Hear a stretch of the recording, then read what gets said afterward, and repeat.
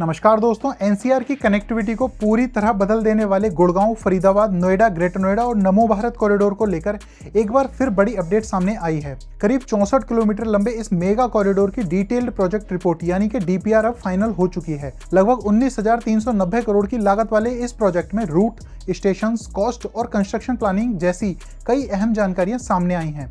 लेकिन इस खबर को समझने से पहले ये जानना जरूरी है कि पिछले कुछ महीनों में इस प्रोजेक्ट में क्या क्या बदलाव हुए और आज की सबसे बड़ी अपडेट क्या है। तो स्वागत है आप सभी का हमारे official YouTube channel Yamuna express with Gurudev real estate में। मैं हूं आयुष वर्मा। चलिए जानते हैं इस पूरी जानकारी को विस्तार से।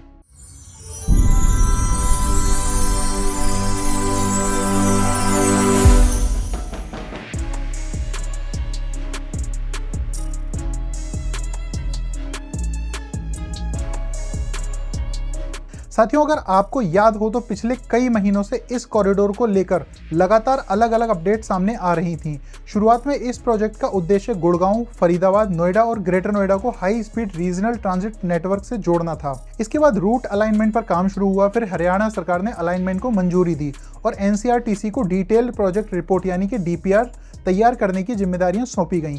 इसी दौरान यह भी स्पष्ट हुआ कि इस कॉरिडोर में नमो भारत और मेट्रो दोनों की इंटीग्रेटेड कनेक्टिविटी होगी और अब वही प्रोजेक्ट अपने अगले बड़े पड़ाव पर पहुंच चुका है।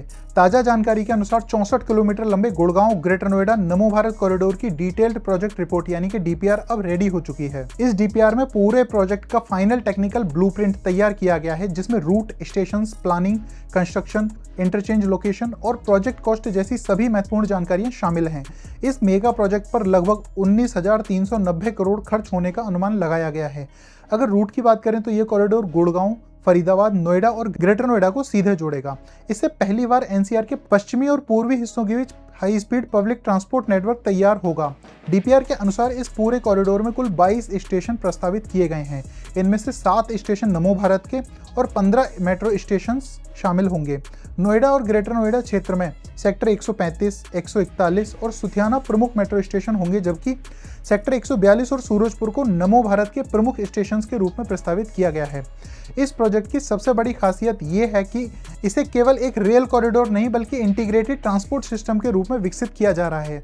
यानी जहां जरूरत होगी वहां नमो भारत और मेट्रो आपस में इंटरचेंज करेंगी, जिससे यात्रियों को बार बार ट्रांसपोर्ट बदलने की आवश्यकता नहीं पड़ेगी और पूरे एनसीआर में यात्रा पहले से कहीं ज्यादा आसान और तेज हो जाएगी। इस प्रोजेक्ट का एक बड़ा इंटरचेंज इफ्को चौकी गुड़गांव पर भी प्रस्तावित है, जहां यह कॉरिडोर भविष्य के दूसरे नमो भारत नेटवर्क से जुड़ेगा।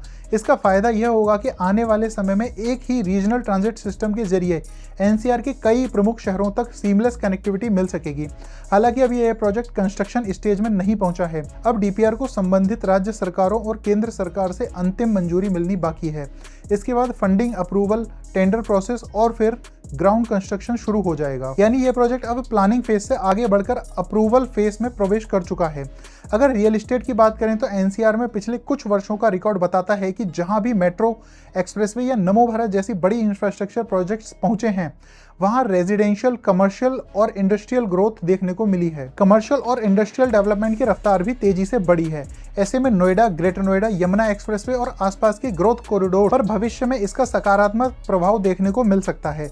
हालांकि किसी भी निवेश का निर्णय लेने से पहले आधिकारिक स्वीकृतियों पर और अपनी फाइनेंशियल प्लानिंग को जरूर ध्यान में रखें। तो कुल मिलाकर कहा जाए तो ये केवल एक डीपीआर तैयार होने की खबर नहीं है, बल्कि गुड़गांव से ग्रेटर नोएडा तक हाई स्पीड कनेक्टिविटी के सपने को जमीन पर उतारने की दिशा में एक बड़ा कदम है। अब सभी की नजर इस बात पर रहेगी कि सरकार से अंतिम मंजूरी कब मिलती है, टेंडर प्रोसेस कब शुरू होता है और ग्राउंड कंस्ट्रक्शन की शुरुआत आखिर कब तक होती है। तो दोस्तों, ऐसी ही real estate, infrastructure, Noida, Greater Noida और न्यू नोएडा और यमुना एक्सप्रेसवे की सबसे तेज और भरोसेमंद अपडेट्स के लिए हमारे चैनल को सब्सक्राइब करना बिल्कुल न भूलें। मिलेंगे किसी और नई महत्वपूर्ण जानकारी के साथ किसी अन्य वीडियो में। धन्यवाद।